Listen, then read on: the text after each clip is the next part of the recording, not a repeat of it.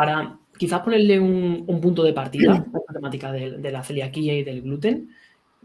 vamos a empezar por el principio. ¿Cómo podríamos definir esta celiaquía? ¿Cuáles son los síntomas más comunes? ¿Qué es lo que te encuentras en la consulta?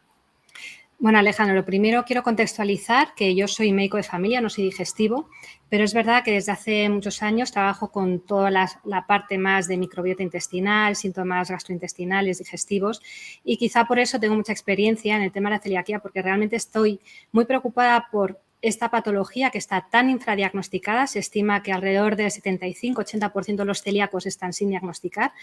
y creo que muchos de los pacientes que acuden a mi consulta hoy en día son potenciales celíacos no diagnosticados, y esto hay que tenerlo en cuenta porque si no somos capaces de tener en cuenta esta patología, no la vamos a diagnosticar nunca. Y hoy en día ha cambiado tanto el espectro de la celiaquía que hay que tener en cuenta todas estas otras manifestaciones extradigestivas. La enfermedad celíaca es una enfermedad autoinmune multisistémica que tiene un componente inmunitario tan importante como para pensar que puede asociar múltiples enfermedades autoinmunes, y como es una enfermedad multisistémica, tenemos que pensar que ya no está solamente dentro del espectro de las manifestaciones digestivas y gastrointestinales, sino que hoy en día se ha visto que el porcentaje mayor de expresividad es extraintestinal, extradigestivo. Significa que muchos pacientes celíacos son potenciales pacientes que están de un especialista a otro, yendo no solamente a un digestivo, sino probablemente están yendo al neumólogo, están yendo al dermatólogo, están yendo al reumatólogo, y están teniendo tantas manifestaciones tan diferentes al concepto clásico de la celiaquía, que muchas veces se pierde el concepto de que realmente podemos estar con una celiaquía delante. Entonces, es una patología que se basa en una inflamación crónica del intestino delgado principalmente, y que produce síndrome malabsortivo y unas afectaciones que tienen también que ver con esa microbiota intestinal, que para mí es tan importante. ¿Y por qué es tan importante? Porque la patología celíaca ya no solamente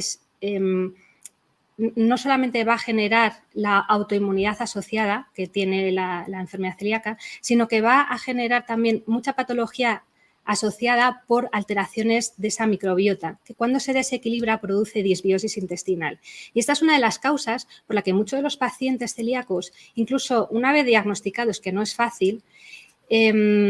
pueden referir que no han mejorado o han mejorado simplemente de forma inicial al retirar el gluten, y no se están dando cuenta que es que detrás de esa enfermedad celíaca también hay un desequilibrio de su microbiota y muchos síntomas asociados.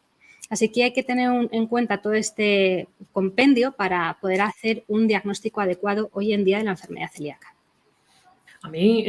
doctora, una de las principales cosas que me llama la atención con el tema de la celiaquía a nivel de investigación es cómo se modifica esa pared intestinal, ¿no? Esas cristas a través de la inflamación. ¿Nos puedes comentar? O sea, porque realmente creo que es curioso los cambios anatómicos tan perceptibles que puede haber tras el síndrome malabsortivo este que comentabas. ¿Cómo se modifica en relación con un intestino sano? Realmente lo que ocurre, como ya te he comentado, es una enfermedad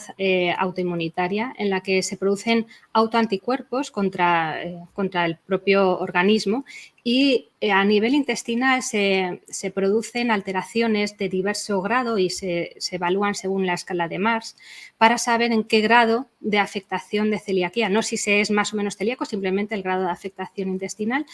por la escala de Mars, que puede ser desde el 1 al 3, puede tener diferentes grados de mayor afectación según si aparecen en linfocitosis intraepitelial, si aparece una hiperplasia de las criptas o si aparece atrofia vellositaria en diferentes grados. Eso es lo que se clasificaría según esta escala de Mars. Realmente lo que aparece es una alteración inmunitaria contra la parte intestinal, tanto por la inmunidad innata como por la inmunidad adaptativa. Es decir, el gluten genera una toxicidad directa contra las células y produce más alteración y más inflamación, incluso generando una situación de mayor permeabilidad intestinal. Esto se ha visto que pasa incluso en pacientes no celíacos, pero en celíacos esta mayor permeabilidad hace que los péptidos del gluten, que son muy mal digeridos por el intestino de forma global, esos péptidos atraviesan esa membrana intestinal, llegan a la lámina propia y pueden generar una activación del sistema inmune adaptativo o específico en el que ya aparecen anticuerpos que son los que luego podemos detectar. La enfermedad celíaca, hoy en día para estudiarla, precisa al menos de 4 puntos clave. Uno, por supuesto, es tener la sintomatología tanto típica como atípica, que ahora hablaremos de ella, y que pueda ser llamativa y que nos pueda poner en aviso. Por otro lado, es la activación de anticuerpos, que esto es lo que hoy en día está generando más alteraciones o más dificultad a la hora del diagnóstico, porque no siempre se positivizan los anticuerpos anticeliaquía, que serían los antitransglutaminasa, los antiendomisio o los antigliadina. Y luego, por otro lado, tendríamos una necesidad de que haya una predisposición genética. Y esa predisposición genética la marca el haplotipo HLA-DQ, que hoy sabemos que el 95% de los pacientes serían DQ2 o DQ8, pero hay un 5% de pacientes que pueden no tener estos haplotipos y que estaríamos hablando de otro espectro de haplotipos diferentes y que pudieran incluso provocar una celiaquía, con lo cual ni siquiera tendríamos una seguridad completamente del 100% sabiendo si no tienen el DQ2 o el DQ8 de que no son celíacos. Y un cuarto punto que es clave, porque hoy en día el diagnóstico de la celiaquía es anatomopatológico, es que se confirme a través de una biopsia intestinal hecha a través de una endoscopia, una gastroendoscopia, en la que se puedan recoger varias biopsias gastrointestinales, principalmente 2 del bulbo y 4 del duodeno distal, donde se pueda confirmar en esa anatomía patológica la confirmación de esa diferente graduación de la escala del MARS, que es donde podríamos confirmar el diagnóstico de la celiaquía. ¿Cuál es el problema? Que hoy en día todos estos pasos son muy difíciles de conseguir porque el espectro de la celiaquía ha cambiado mucho. Ese niño pequeño con la tripa hinchada, delgadito, con diarreas, que le costaba crecer, es el concepto clásico de la celiaquía y corresponde a la celiaquía típica, la celiaquía clásica, y eso corresponde a un porcentaje muy pequeño de la población celíaca. Hoy se ha visto que la mayoría de la población está debutando incluso en las décadas posteriores, incluso en la cuarta o sexta década de la vida, y tienen una manifestación mucho más diferente y más extraintestinal. En ese sentido, podemos perdernos en este concepto clásico de los síntomas digestivos y no pensar en esa celiaquía y que nos sea difícil pues, hacer una analítica. Y además, cuando hacemos la analítica, lo que estamos viendo hoy en día y lo que nos dicen los estudios epidemiológicos es que hay un porcentaje nada desdeñable de pacientes celíacos que no tienen y que no activan anticuerpos. Esto es lo que el Ministerio de Sanidad en el 2018 trató en ese protocolo de diagnóstico precoz de la enfermedad celíaca en el que hablaba de la celiaquía seronegativa. Esto significa que es una enfermedad celíaca que no activa y que no positiviza anticuerpos, y no por eso no es celíaco. Y por eso, esto es una de las grandes consecuencias de que muchos de los celíacos que acuden a sus médicos porque tienen síntomas digestivos o extradigestivos, no saben lo que les pasa y van a buscar una solución y se les hace una analítica pensando que a lo mejor pudieran ser celíacos, directamente se les hace una analítica, una serología, unos anticuerpos y salen negativos. Entonces ya se descarta y esto es un gravísimo error porque no se está teniendo en cuenta esta posibilidad. Si ya una persona o si un médico piensa que puede ser una enfermedad celíaca, hay que continuar el diagnóstico y esto conlleva un esfuerzo mucho mayor porque hay que seguir trabajando, investigando y y buscando la posibilidad de confirmación a través de una biopsia. Y esa biopsia, el digestivo, que es quien la tiene que autorizar después de estudiar el caso, puede que nos diga que no porque los anticuerpos están negativos. Entonces, es importante que la comunidad médica esté actualizada, que sepa de este protocolo y que pueda ayudar a que esta población tan desprotegida, que realmente la enfermedad celíaca tiene un pronóstico bueno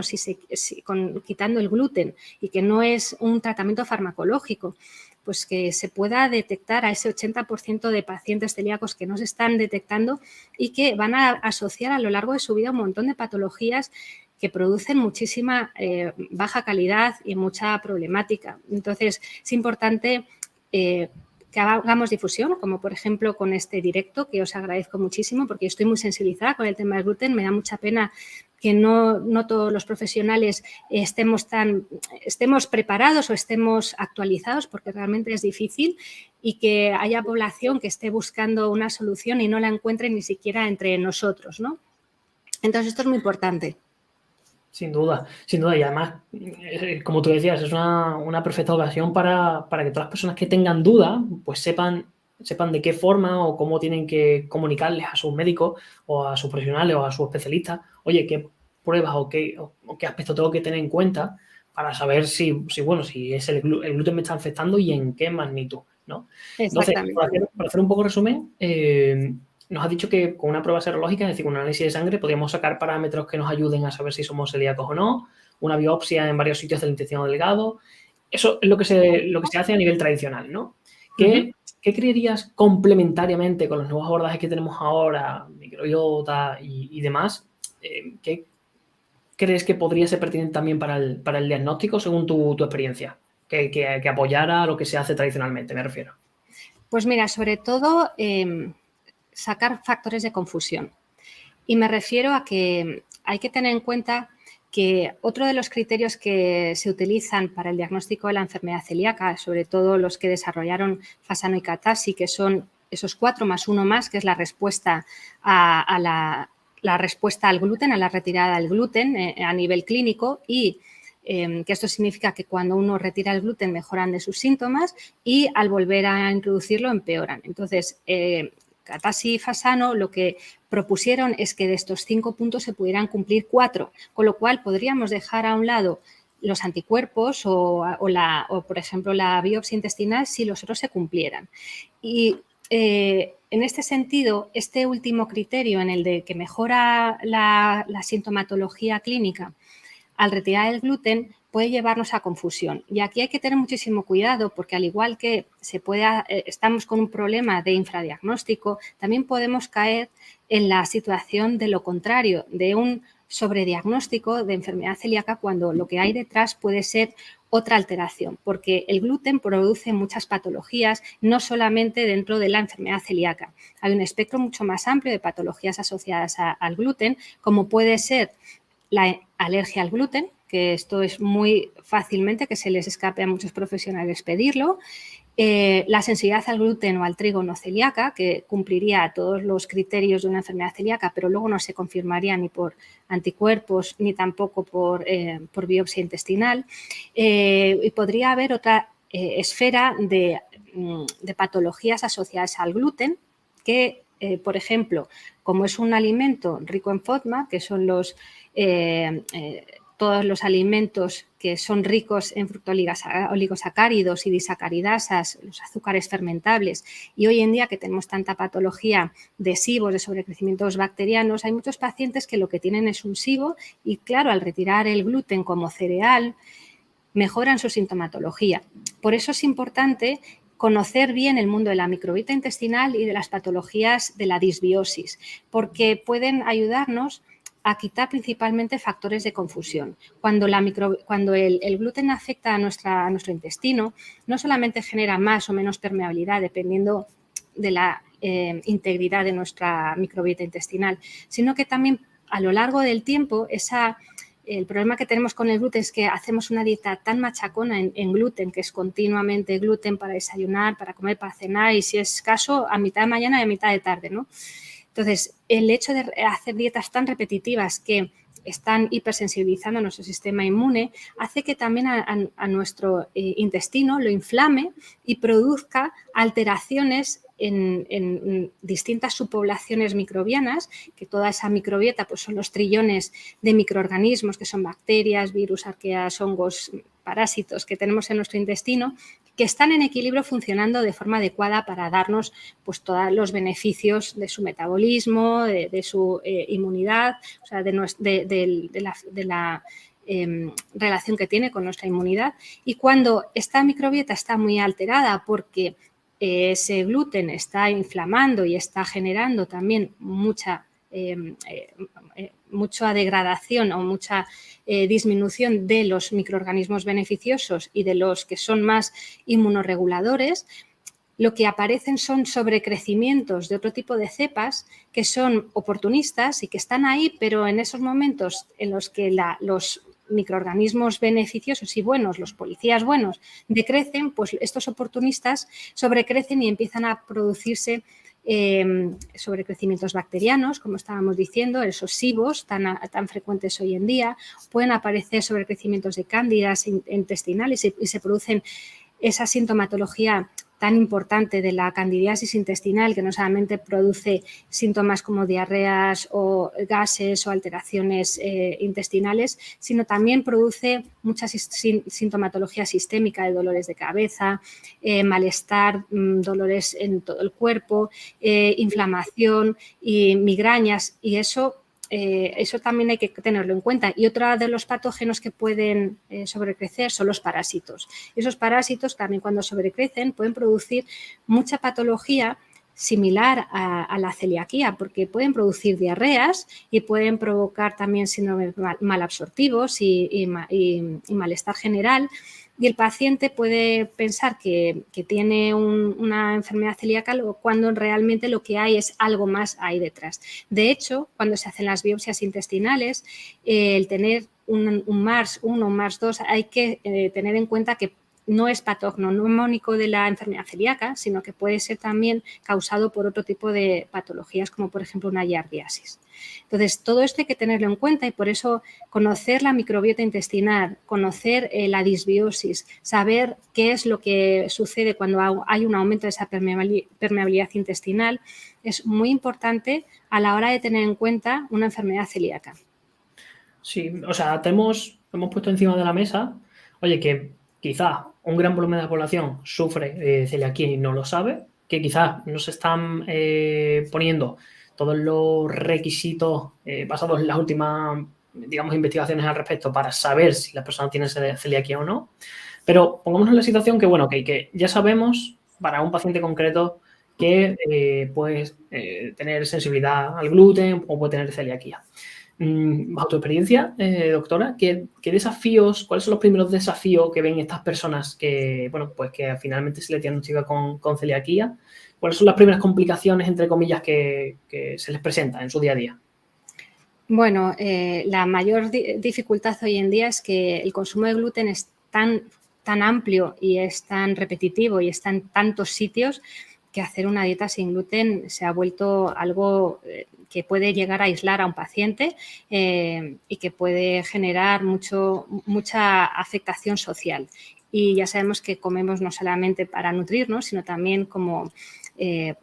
relación social y el gluten está no solamente dentro de los cereales que ya conocemos como el trigo, la avena, el centeno, la espelta, la cebada, sino que también está como excipiente o como agregante a muchos otros alimentos porque sirve como espesante. Entonces, el hecho de que un paciente tenga que hacer una dieta sin gluten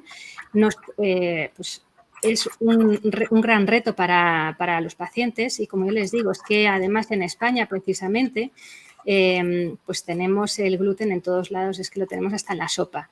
y nunca mejor dicho. Entonces es un gran reto y por eso la recomendación principal es que se pueda hacer un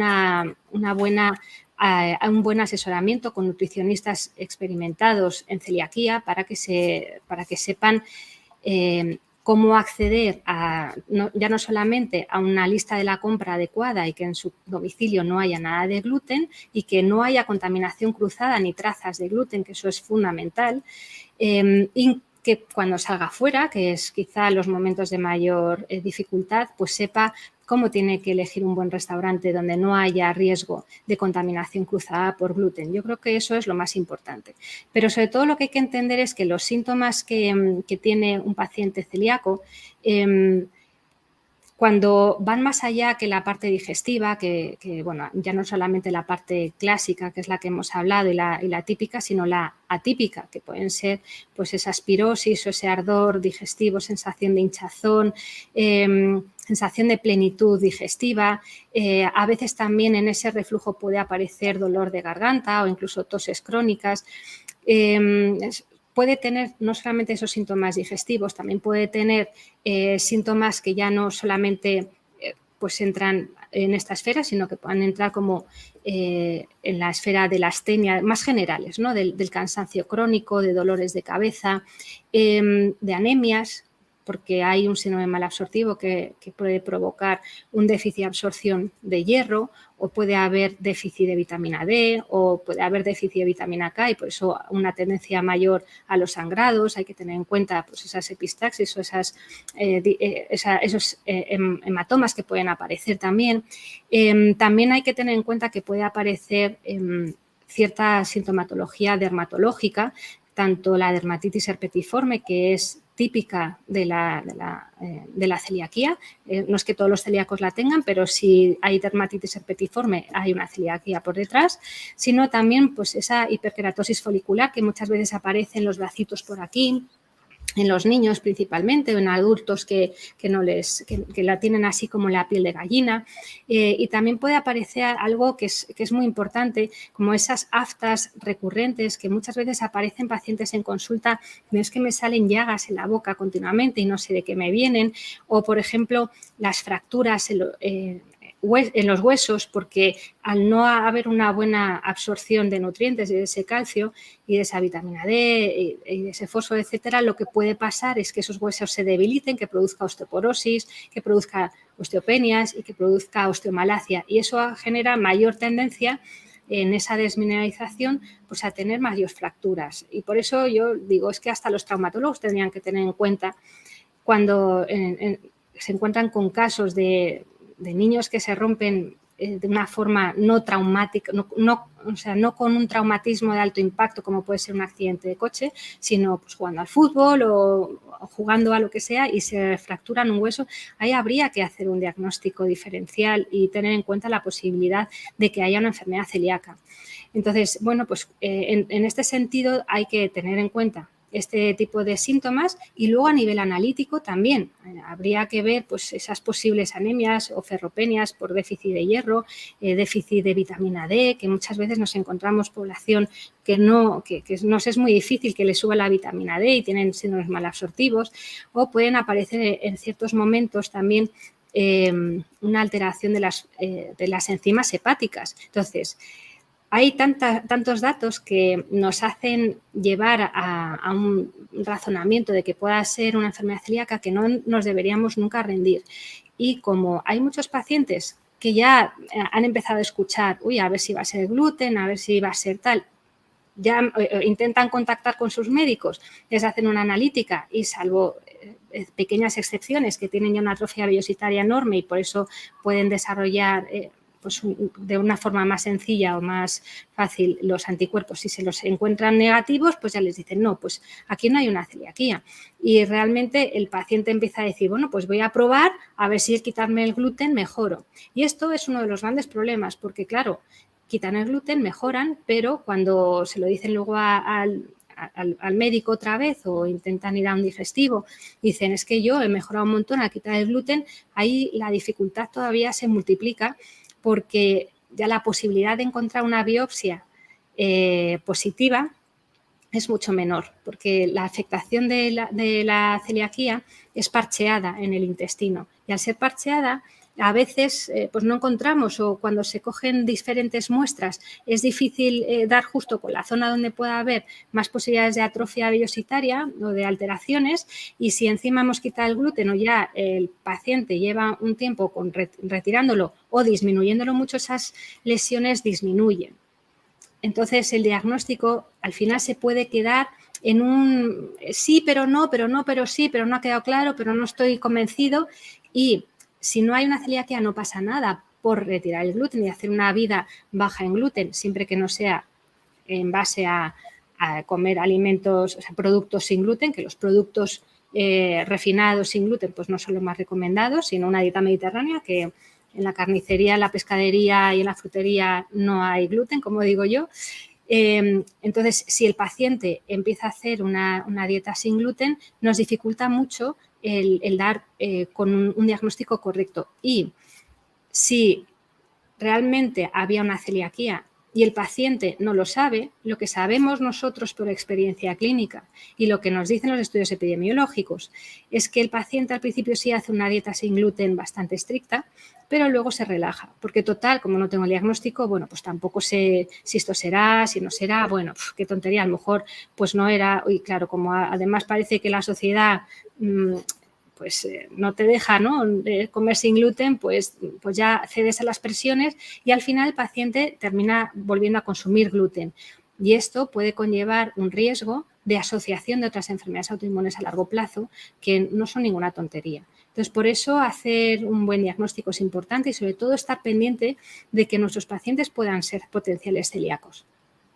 Sí, sobre todo el impacto cultural, ¿no? Qué difícil es seguir algo que sabes que te viene bien, pero que quieres Exactamente. quedar con amigos, con tu familia, con tal, y lo tienes siempre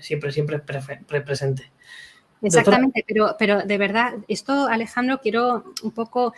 poner realmente la importancia, porque los síntomas que luego aparecen cuando un paciente es celíaco y no se le ha diagnosticado, ya no solamente es por los síntomas que producen malestar, sino por las patologías que producen a largo plazo, que son graves. O sea, puede generar una artritis reumatoidea, vitíligo, psoriasis, pueden aparecer también problemas que condicionan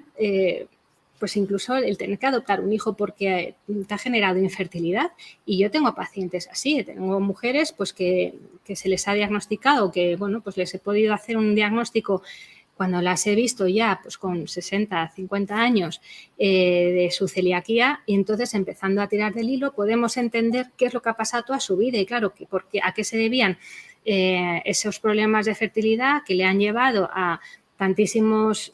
bueno, una inversión importante, ¿no?, para las fecundaciones in vitro, problemas de relación de pareja, luego pues la dificultad, ¿no?, de la adopción, y luego, pues claro, son cosas que dices que esto se podría haber ahorrado esta mujer muchos problemas a lo largo de su vida y bueno, es importante, ¿no?, que no es simplemente el que, bueno, dejo de comer gluten, pero si lo como un poquito no pasa nada, porque total, tampoco noto mucho a nivel digestivo, o si me da una diarrea no pasa nada. Sí que pasa y no solamente por la diarrea, sino por la parte más inmunitaria. Entonces, en este sentido, creo que es importante ahondar y darle la relevancia que tiene la enfermedad celíaca, sin que luego perdamos de contexto que no todo es celiaquía y que hay muchas patologías, como hemos hablado antes, desde el SIBO, esa candidiasis, etcétera, que pueden estar generando síntomas celiaquía-like y que no lo son. Entonces, en este sentido, hay que tener mucho ojo clínico y estar muy actualizado. sí, además es, por poner un símil, como dañar la puerta por la que entran todas las herramientas que necesita tu cuerpo para funcionar correctamente, ¿no? No estamos hablando de un arañazo que no implica Exactamente. nada a nivel hepático, un arañazo en un brazo. Estamos hablando de que todo lo que necesita tu cerebro, tu hígado, tu corazón, tu páncreas para trabajar de forma eficiente tiene que pasar por un intestino funcional, altamente funcional, acompañado de un perfil de microorganismos sano, equilibrado, también funcional, obviamente. Y te quería hacer una pregunta, doctora, también un poco asociado a los pacientes que veo con patologías intestinales y a los contextos que me llegan a la consulta. Hablamos del gluten. El gluten es una macroproteína, proteína muy grande, que obviamente cuando transita por el tubo digestivo y no es bien gestionada a través de las enzimas digestivas, pues tiene quizás estas estas contraindicaciones o puedes ejecutar estos daños en la pared intestinal. Asocio o veo mucho en consulta personas que o bien de siempre le han sentado mal los alimentos con gluten o bien no, pero desarrollan una patología gástrica en un momento X de su vida y a partir de esa patología gástrica, por obviamente mayor dificultad para digerir esa proteína tan grande como puede ser el gluten,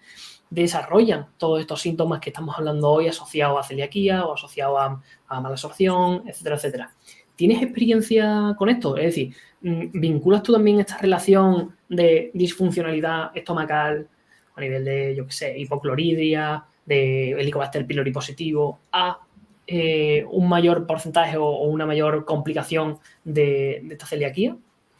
Bueno, lo que hay que tener en cuenta es que hay que quitar factores de confusión. Yo creo que muchos de esos pacientes pueden estar debutando con síntomas celiaquía-like y no ser celiaquía, pero claro, retiramos el gluten y mejoran por estos otros factores porque pues como contribuyen a ampliar, a generar más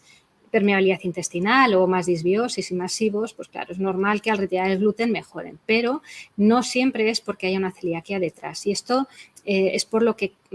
aunque la celiaquía puede, y de hecho hoy en día parece que debuta más en edad adulta y puede ser el momento de desarrollo y que haya sido a través de pues un desencadenante como una infección, ¿vale? Porque a veces puede pasar una infección viral o puede aparecer en un momento determinado pues ese debut de la enfermedad celíaca. Hay que tener en cuenta que podría no ser una enfermedad celíaca y que puede ser todo este compendio de patologías derivadas de esa disbiosis intestinal y de la activación autoinmunitaria que puede producir también el gluten. Entonces, hay que tenerlo en cuenta y hay que hacer un diagnóstico siempre, porque si se retira el gluten porque decimos, bueno, pues con toda esta sintomatología no vaya a ser que, bueno, pues haya algo y que el gluten te esté sentando mal o que tengas, como dicen, que ya no se dice, ¿no?, intolerancia al gluten, y esa denominación deberíamos dejar de utilizarla. Bueno, pues entonces retira el gluten y muchos nutricionistas dicen, no, pues retira el gluten una temporada que ya verás cómo te va a sentar bien. Pues es un grave error porque podemos estar dejando de hacer un diagnóstico o facilitando, con lo difícil que es hoy en día, pues facilitando un poquito más el llegar al final del diagnóstico haciendo esas pruebas serológicas y una biopsia intestinal en caso de que fuera necesario y entonces poder llegar a saber si realmente era una celiaquía o no. Y también, si no es una celiaquía, pues ver en qué grado el gluten está implicado, porque puede ser por esas otras situaciones derivadas de la disbiosis o puede ser porque realmente haya una alergia al gluten o porque haya pues una sensibilidad al gluten no celíaca, y en este sentido pues también habría que hacer una recomendación nutricional específicamente sin nada de gluten, pero a sabiendas de que no hay una celiaquía, y para eso tendría que haber pasado por todas las fases de diagnóstico. Cuando a los pacientes se les quita el gluten, y yo los recibo en consulta muchas veces, y me dicen, no, pero bueno, ya me dijeron que no, ya me han visto y no soy celíaco. Pero bueno, yo es que me he quitado el gluten porque es que como me sentaba tan mal, claro, a mí se me ponen los pelos de punta porque digo, ya veremos a ver cómo podemos esclarecer este caso. Cuando les comento lo que hay que hacer, claro, hay que hacer pues por protocolo, pues hay que buscar una serología por si acaso, aunque la mayoría de las veces yo aunque en los estudios científicos den unos porcentajes del 15%, para mí, vamos, el 80% de los pacientes que yo veo celíacos no tienen activación ni positividad de los anticuerpos. Pero bueno, yo los pido siempre, pues hay que hacer un poco las cosas con un criterio médico adecuado y con los protocolos establecidos por las guías de práctica clínica. Hay que pedirles, en caso de necesidad, una genética para saber si hay una posibilidad o hay una compatibilidad de que ese cuadro clínico sea debido a una celiaquía o no, o sea otra cosa que no. Aunque tengamos un pequeño porcentaje de pacientes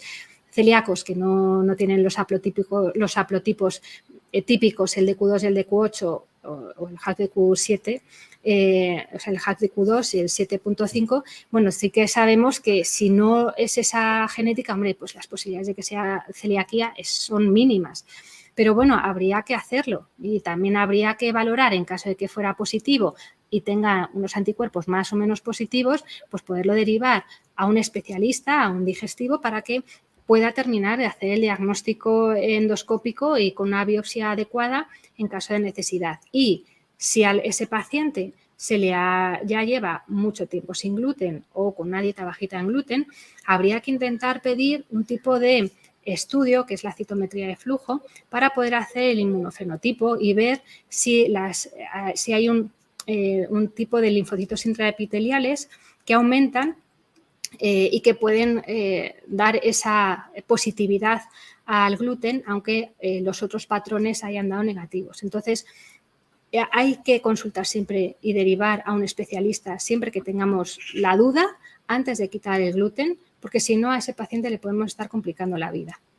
Sí, totalmente de acuerdo. Por último, doctora, me gustaría, ya que hemos hablado teóricamente y un poco analíticamente, todo el tema de diagnósticos, pruebas y demás, de este tema de la celiaquía, me gustaría que cerrásemos este directo con algo más real, por una forma así de decirlo. ¿Tienes algún caso en concreto que te haya gustado o que te haya sorprendido o que quieras contarnos para un poco bajar a tierra toda la teoría que hemos dicho? Uy, tengo muchísimos casos, la verdad. Es verdad que como lo persigo mucho y parece que estoy obsesionada con la enfermedad celíaca, pues a todos mis pacientes intento descartárselo. Pero soy muy consciente de que no, que por supuesto solamente el 1% de la población es celíaca, al menos eso es lo que parece que siguen diciendo las estadísticas y los estudios epidemiológicos, y aunque haya un porcentaje con genética positiva mayor, no tiene por qué tener el 30% de los pacientes de la población tiene una genética positiva para celiaquía, pero no desarrolla celiaquía. Entonces, bueno, aunque intento ser consciente de que no todo es celiaquía,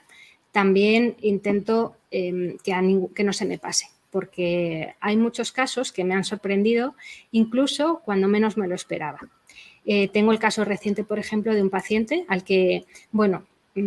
pues era varón además, que como es menos frecuente, incluso pues casi es que ni lo sospechaba, pero ya, bueno, un poco mi tendencia a que esto no se me pase,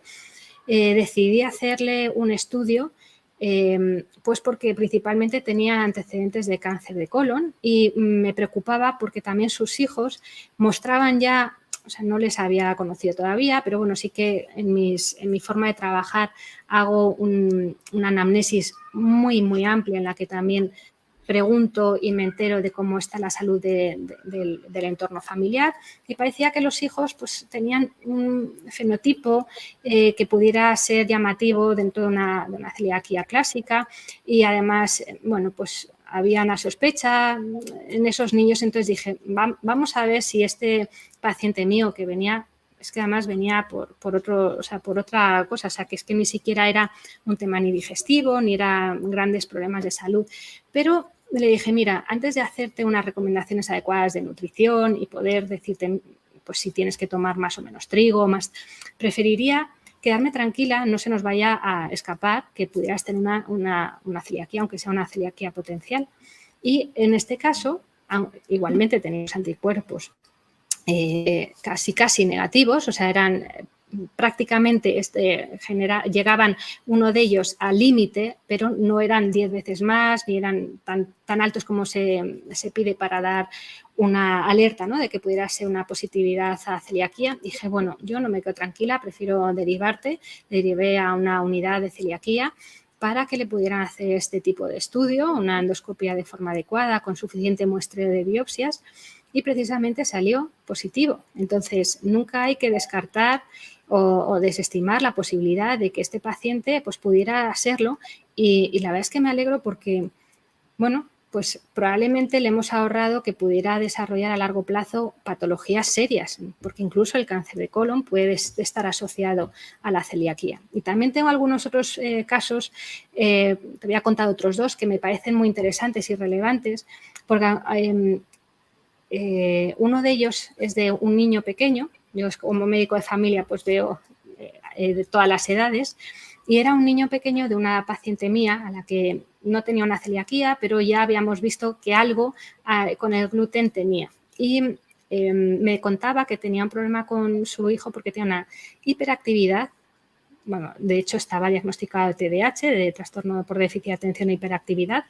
Me decía que era tremendo, o sea, que lo estaban pasando fatal a nivel familiar, en el colegio no le aguantaban al niño, todos los profesores pues continuamente llamando, aquí a este niño hay que hacer algo porque no puede ser, nos distrae al resto de la clase, a nosotros, este niño, claro, y yo conocía a la madre, conocía la situación familiar y no era desde luego un niño que no estuviera atendido ni mucho menos. Y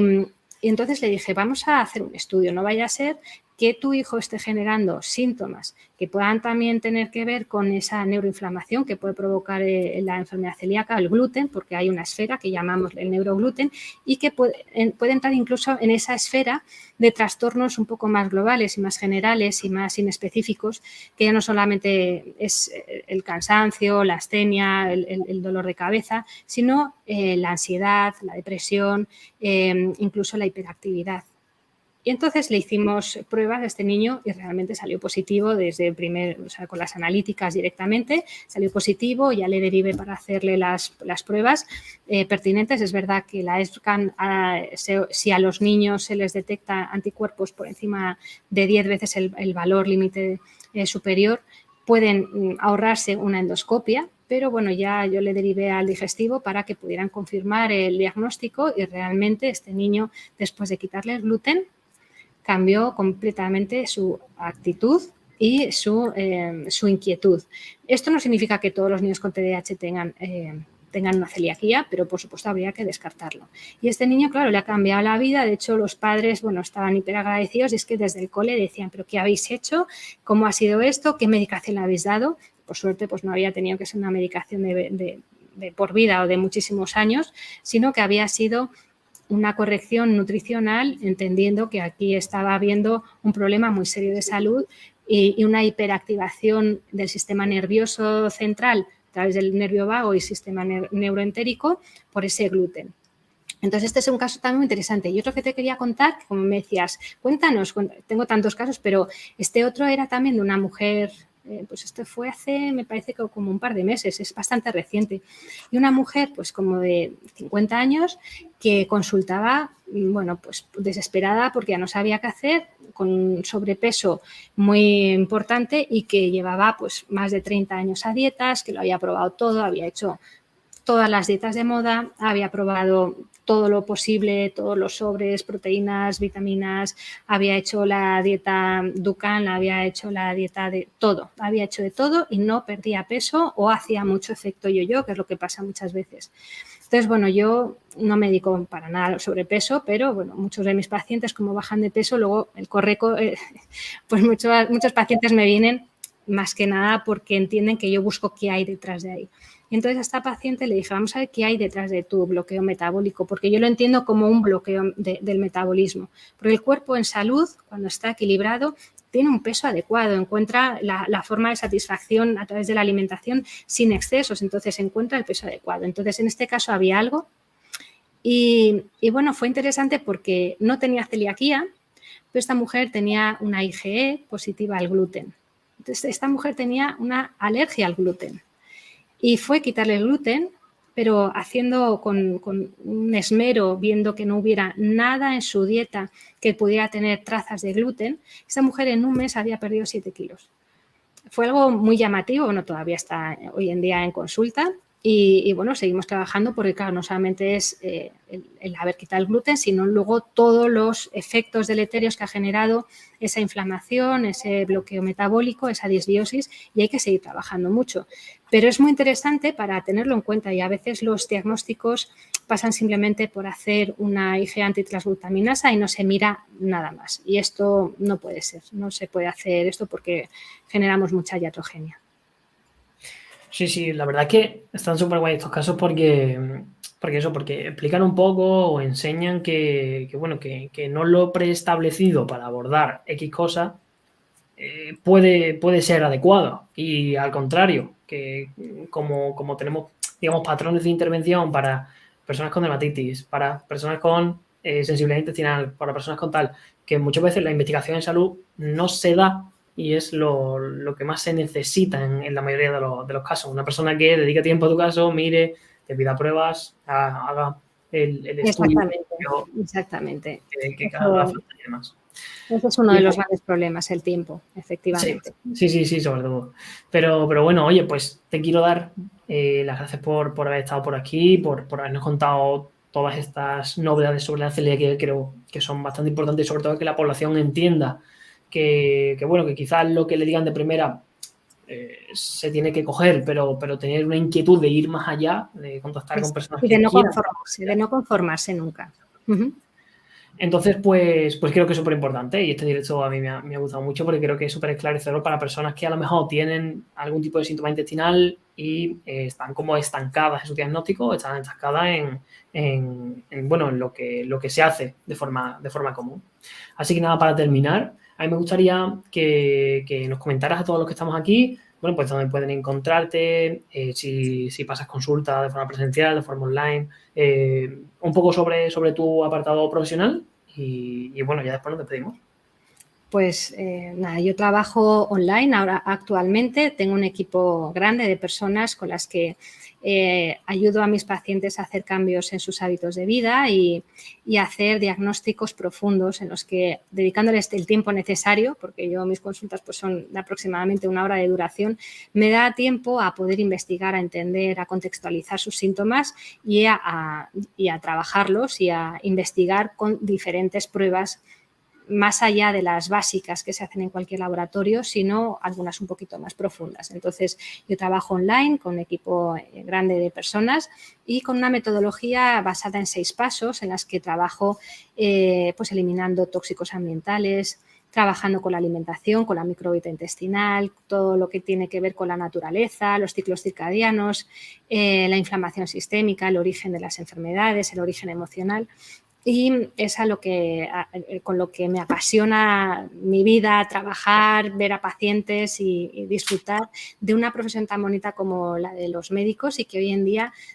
por desgracia, no todos los médicos pueden disfrutar de esta profesión por la carga tan alta de demanda que hay y la presión, sobre todo en el sistema sanitario público. Así que, bueno, me siento una gran afortunada de la medicina. Y trabajo también haciendo mucha difusión, todo lo que puedo en redes. Me podéis encontrar en Instagram, también a través de mi página web, que luego os dejaremos debajo en el texto, y podéis escribirme allí o por Instagram también y bueno, pues para poder coger cualquier cita o cualquier consulta que necesitéis. Sí, adicional a esto, si alguna persona está viendo este vídeo posterior a la emisión en directo, que sepa que dejando las preguntas en comentarios también vamos a estar muy atentos para intentar responder todas las dudas que sean posibles, ¿vale? Así que que nadie se va a quedar sin solventar sus inquietudes con respecto a este tema. Así que nada, Sí. que te quiero dar de nuevo las gracias por haberte pasado por aquí y habernos dejado tu experiencia y tus conocimientos, que creo que es súper valioso. Y nada, si quieres decir algo más antes de despedirnos. No, en principio, pues eso, concienciar sobre la importancia de tener en cuenta la enfermedad celíaca y también de quitar factores de confusión que nos puedan hacer pensar que es una enfermedad celíaca y luego no lo era. Entonces, en este sentido, por favor, si tenéis cualquier duda, poneos en manos de profesionales actualizados que conozcan el protocolo de diagnóstico precoz de la enfermedad celíaca del Ministerio de Sanidad y que entiendan que con una serología o con unos anticuerpos negativos no es suficiente para excluir una enfermedad celíaca. Así que con eso me gustaría que se quedase el mensaje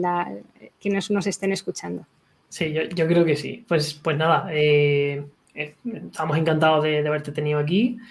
Seguramente nos veamos en próximas ocasiones, si así sea oportuna. Y nada, espero que todos paséis muy buena tarde y también os damos las gracias por haber asistido y haber estado atentos a esta conferencia o este directo por parte de la doctora Camino. Así que nada, que tengáis muy buena tarde a todos. Un abrazo.